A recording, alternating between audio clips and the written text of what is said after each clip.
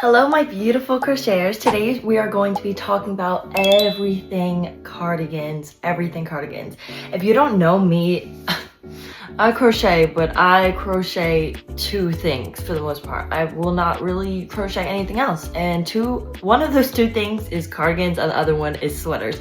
So when I tell you I am a pro when it comes to these things, well, not a pro, but like a pro. Like, I know the ins and out of cardigans, like it's no joke. I'm not talking about your average cardigan, so cute, but I'm talking about like crazy, intricate, insane designs.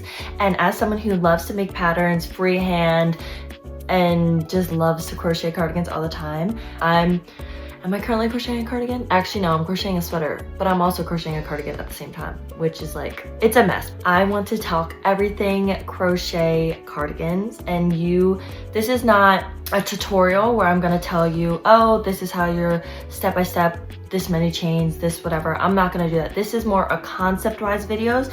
I actually have made one of these in the past, but unfortunately that is actually one of my most viral videos, and I feel like I look crazy. Like, you might not, I mean, looking at me now, like her and me just look so different. The quality's not that good, and not that the quality's not that good. And honestly, I got about a bajillion comments saying that the music is too loud, which I'm so grateful for, because trust me, not ever again have I ever made a video with the music too loud. So you can best believe that was helpful.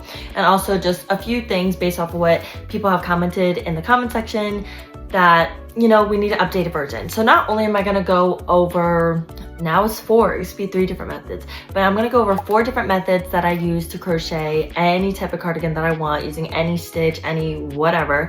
And then I wanna go over different things that I incorporate into my cardigans in order to make them just so super duper cool and the best cardigans that you've ever seen known to man. Because I feel like when you watch this, like, it just is kinda life-changing. Like, I literally have comments that it was life-changing, and as I'm saying it, it is life-changing because it just opens the realm of possibility. Because I know that, like, maybe a lot of times you just see, this is like dependent on your style, but if you're extravagant girly like me, or maybe like just have a very specific type that you want, like, stripes are cute, patchwork is cute, but like, let's spice it up. Let's add a little more. Let's not just go for like a regular cardigan. Maybe we want it cropped, maybe we want a zipper like that. That's all in the future, but let's get into it.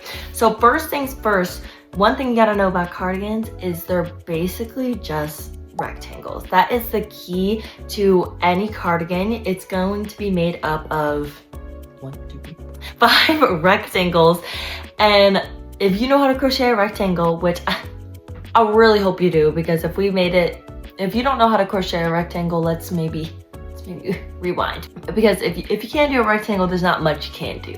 Not gonna lie to you, unless you're amigurumi and you're like dabbling in this, but you should know how to crochet a rectangle, where basically you do chains and then you just do the stitch up. If you can do a rectangle, congrats, you can crochet a cardigan, like, good for you. But basically we have 5 rectangles. We have the front 2 of the cardigan that go over the front part of your body, like the front panels, and then we have one big back one that isn't separated. It's just one big back. That's a little crazy, but it's just one that's in the back. And then we have the sleeves, which is basically, pretend that this is a rectangle and it's just folded in half, and then we like make this big huge, what shape do I call that? What would that be? Like a U with wings, okay? A U with wings, and then we fold it in half. This is great, I'm just acting it out for you guys. We fold it in half to have a T, and it opens up in the front, and you can just do little things to spice it up. So these are the different methods that I use. This is dependent on what you want to make, which direction, and a lot of these, I want to mention like A, B within each method, because you can do different things in each one. So one is my money maker, this method. This was one of the first cardigan tutorials that I ever made that is on my YouTube channel, and it's the 1 panel cardigan tutorial. By 1 panel, people always are like, girl, like, that's not 1 panel, like, whatever. But like, that's like cool when I say 1 panel. That means, like, you know how I said all the different parts, all the 5 different rectangles you need, we're gonna crochet them all at the same time, so that the only time we have to sew is at the end. We don't sew anything together. Like I said, there's 2 different methods. So you could either work your piece from left to right. So let me just describe the left to right one first. So we're gonna do a super long chain. Well, depending on how long you want it to be, the chain is going to be as long as you want the cardigan to be. So like from the top of your shoulder to your hip, say you want it from the top of your shoulder to your hip, you're gonna have to double it so that it's basically the whole cardigan, front and back included. So like when you fold it in half, you'll get your actual height of the cardigan you want. So once you do that, we're gonna start doing rows of whatever stitch that you want to use, and then we're going to need to start making a space for our neck. So then you're gonna do just rows on the back half, which is going to make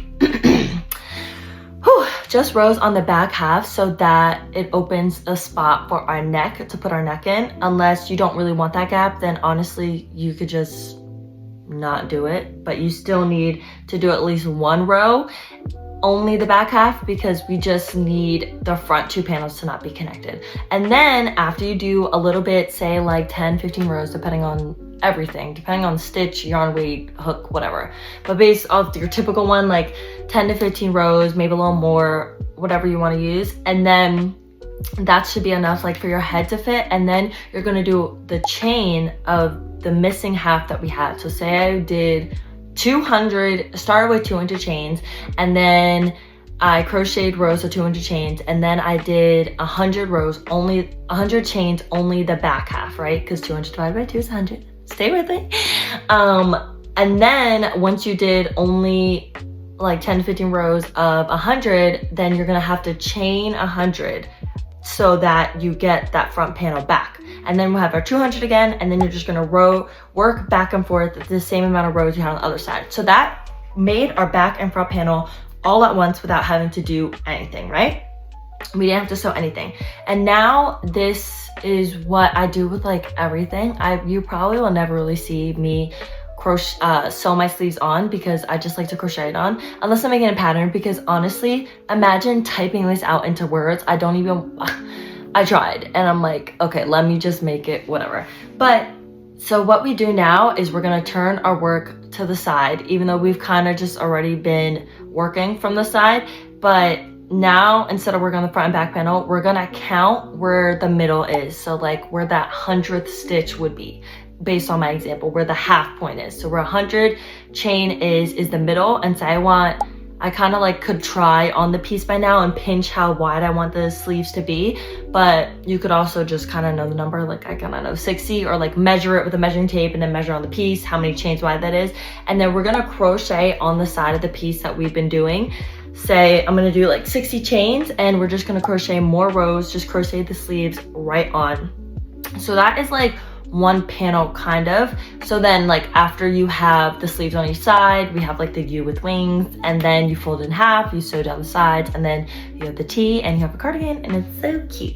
But another method, which that was the method that I originally discussed on my old video, but this one low-key is easier and I feel like it makes more sense. So what you would do is you do your starting chains of how wide you want the piece to be, the whole cardigan. So we're gonna start working on the back panel, right? So you do the back panel, and you're just gonna do rows up. We're just working on the back panel, right? And then you like calculate how much you want your neck space to be. So then once you do that, say you want it to be like 15 chains wide or whatever, then you would take the total number. Okay, let me like do this with actual numbers so you understand. So like I'll say I want my cardigan to be 75 wide. Like I want the whole thing to be 75 wide, 75 chains wide. Then I'm going to say, oh, I want to leave out 15. I wouldn't use these numbers. Like I would actually do measurements and calculate all this, but don't just go off of these numbers because I'm making them up low key. But say I want it to be 75 wide, and then I want my neckline to be 15. So then I know for the front panel, I only want the front panels to be 75 minus 15, which is 50 divided by 2. So I only want these to be 25. So it's basically like 25, right, is our 50, and then the missing 15 is where our head goes. So like instead of going like sideways, I feel like this was easier, where you're just working on the back and then you like disconnect it just by crocheting those up and down. I feel like that's so much easier. And then you would use, to make it one panel again, use the same method where you find the halfway point, turn it to its side, and then just crochet the sleeves up, right? Same method as adding the sleeves. You can't really change that unless you like, no, that would just be too much. Like unless you like added a chain to the side, brought it back, worked through it, no, that would be way too much. But yeah, so then you do the sleeves again. We have the U with the wings, we fold it in half, we have a T, and then we sew it together and have a beautiful cardigan. So that is the one panel. I actually came up with that because I like was sewing so inconsistent, because I would like add stitch markers and everything, just because before I was like a queen. Now I don't mind, like I can really specifically sew and not have issues, but like I would have gaps when I had like these huge pieces, not stitches that lined up, whatever. So that is why I came up with the one panel, because it's just you crochet it all together and you can like try it on as you go more, because if not, if you're kind of like if you don't have the sleeves connected at the front, like you can't like, I guess you could pin it together, but trying to measure how wide you want it exactly kind of is annoying. Especially when it comes to like the sleeves, because technically you want the sleeves to be a little shorter, because the cardigan's gonna go cover like your shoulders and a little bit more. So it's just overall easier to measure on yourself when you do it like that.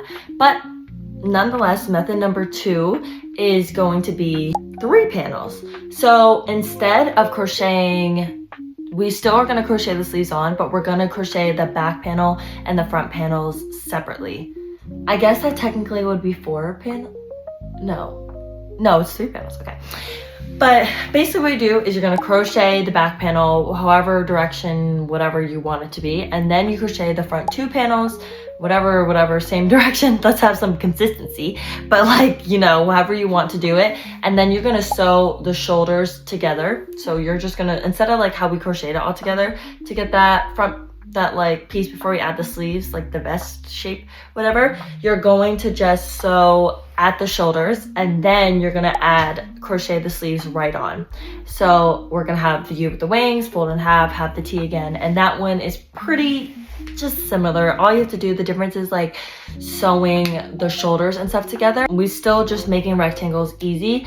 I would say as we go less in panels, the only thing that I have found annoying with the one panel method, besides the fact that it's literally perfection and I'm genius for creating it, is that you're gonna have a big crochet blob.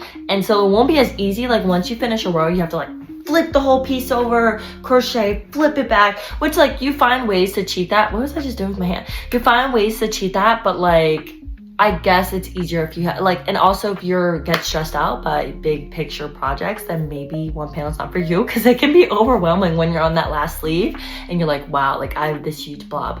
Or it's like, but yeah, it's just dependent on who you are. But that's the 3 panel one. And then we have 5 panel, where basically you're gonna crochet the back panel, the front 2 panels, and then the sleeves separately, and then you're gonna sew the back and the front panel together, and then you just sew the sleeves, lining them up to the front and back panels that we have, and then you fold it in half. After you have the U with wings, you fold it in half, you get the T, and then you are done. And then that one is the most common one. I think that's what people use the most. And honestly, when I'm making my patterns, I have to use this because like I said, like I tried, your girl tried to write it out, and then I had to like redo the whole patterns over and over again so that everything lined up. But like having to write that out is a mess. Like that's why I have my YouTube tutorial for it, like so that you guys can see like what's going on, but having to write it, like not a fan.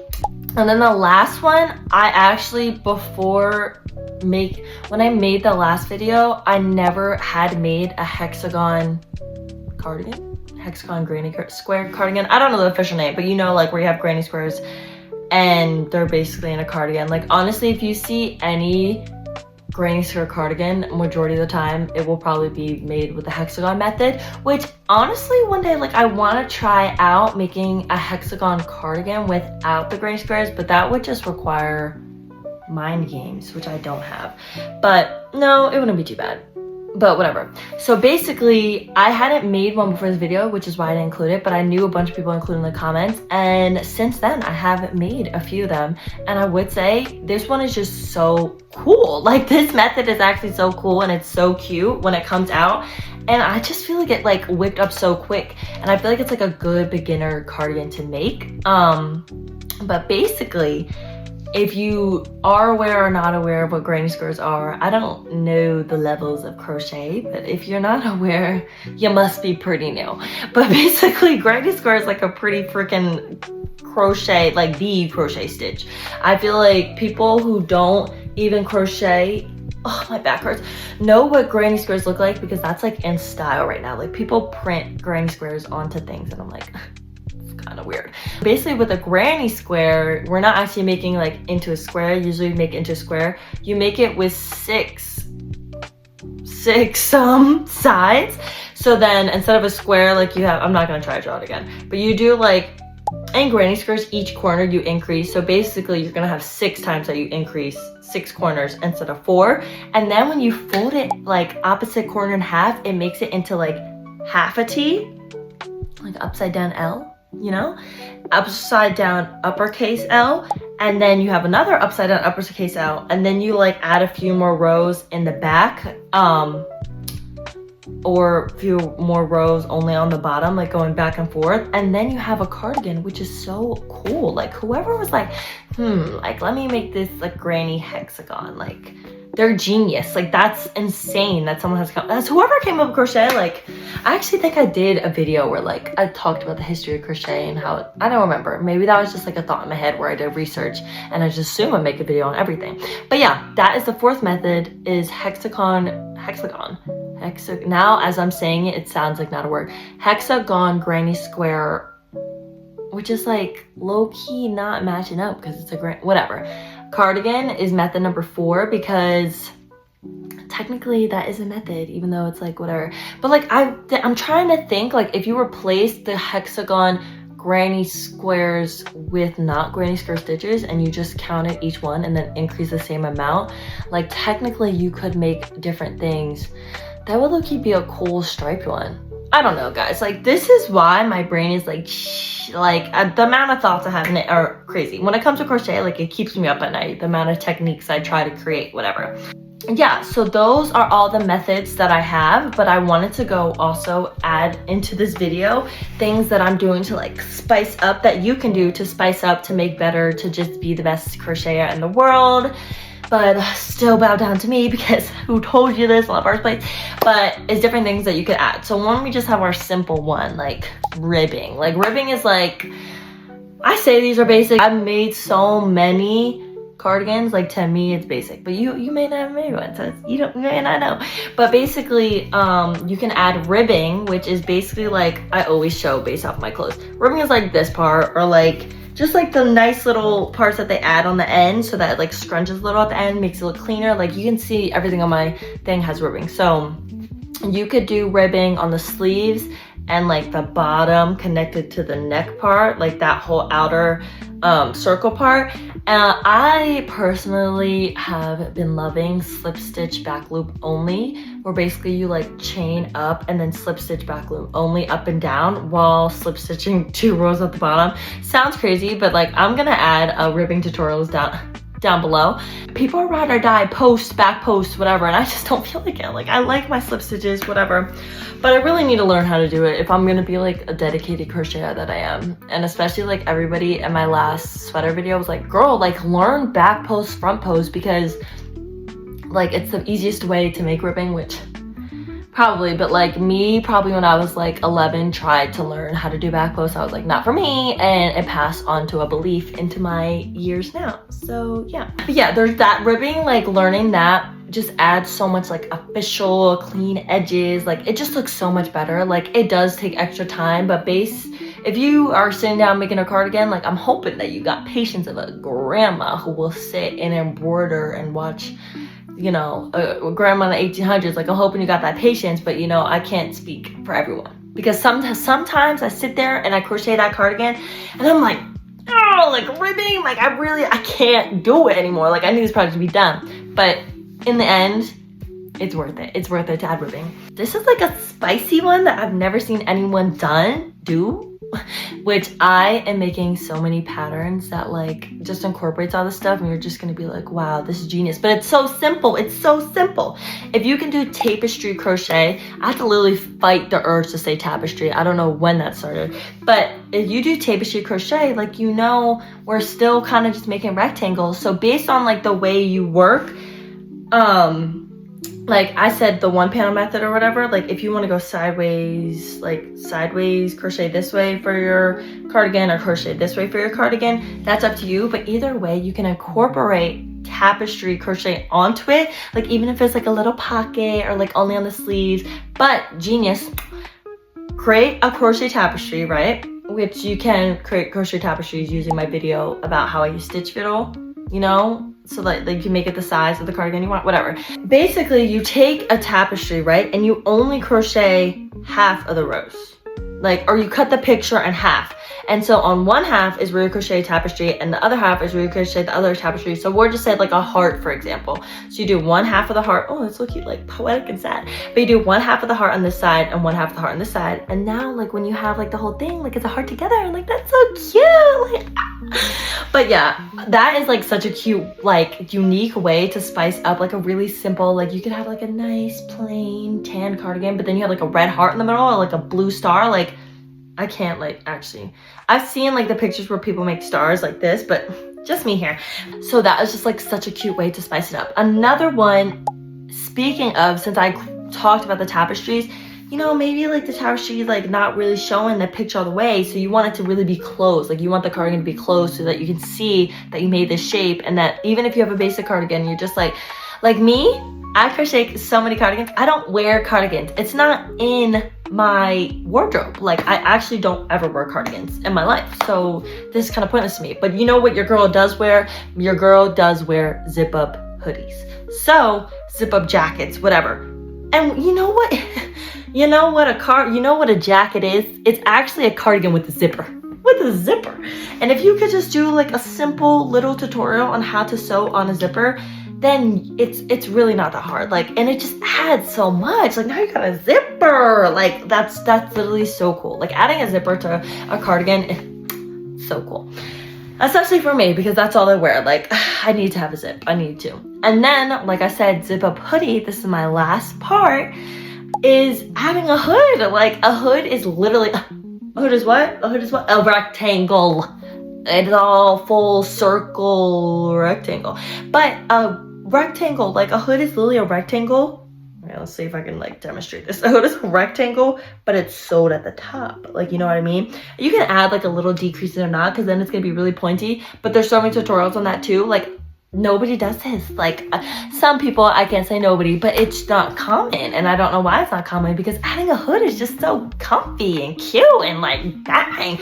And then with the zipper, with the tie, guys, like y'all are gonna be watching my patterns and like be like, I don't gotta buy this. Like you literally told me how to do it. But let's just hope it reaches the ones who don't know, the ones that don't watch me, so like that we can like all be like together, you know.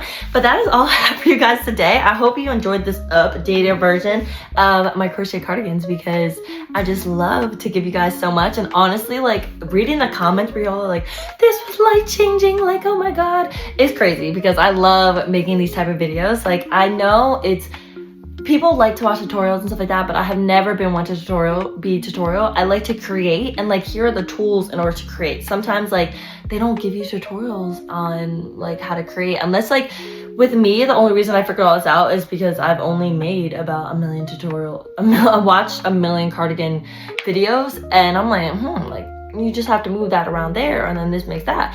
But if you don't feel like doing that, I'm gonna save you all the time so that you can make your own unique creative creations, whatever your heart imagines. And like I feel like I don't mind giving you guys all these tools, because like I could say, okay, crochet a heart zip up hoodie, whatever, but in your head you're like, oh yeah, like I'm gonna make a giraffe printed whatever. Like the amount of things in our world is endless, and I just so excited to see what you guys make, and I really hope somebody tries this out.